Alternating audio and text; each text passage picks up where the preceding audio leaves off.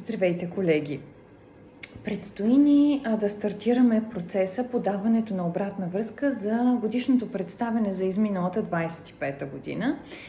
И опитвам се чрез това видео всъщност да обобщя усилията ни да се опитаме да въведем елемент на дигитализация в процеса, защото смятам, че това е посоката, докато изчакваме въвеждането на цялостен групов софтуер, който всъщност ще ни позволи да дигитализираме и доста други допълнителни процеси в обхвата на човешки ресурси.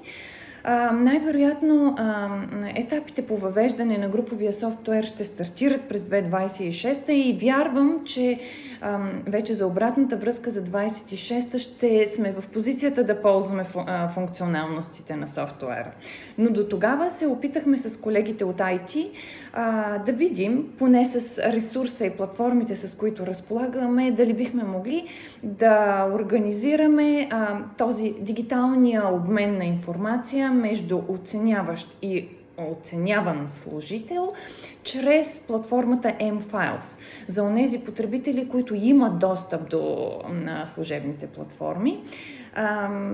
Мисля, че това, което колегите успяха да разработят в чисто демо вариант е изключително полезно и добро. Просто няма да можем да го реализираме, защото имаме ограничение в лицензионен аспект и няма да можем да обхванем всички потребители, които бихме искали, които ползват служебни имейли.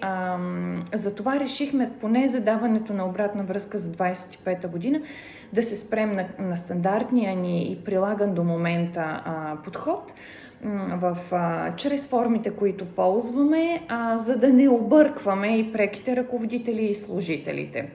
Надявам се вече следващата година да сме една идея по-дигитални.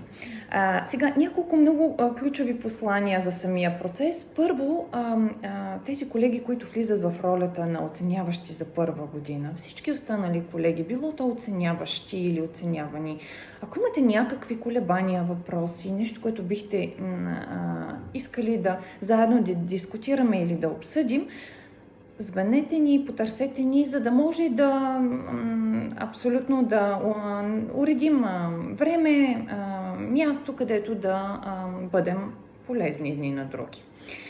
Самият процес, според мен, подаването на обратна връзка за изминалата година носи много стойност и самата година в своята си съвкупност беше наситена на страшно много и нови проекти, и задачи, и инициативи.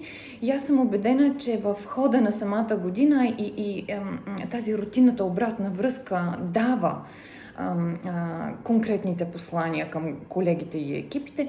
Идеята е сега просто да обобщим тази обратна връзка, за да може да имаме, да изведем и ясните и конкретни нужди за обучение, надграждане на компетенции в различните формати, които реализираме.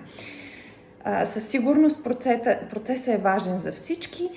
Отделете необходимото време, за да може да му придадем и тази полезност, която се надявам, че всеки от нас би намерил.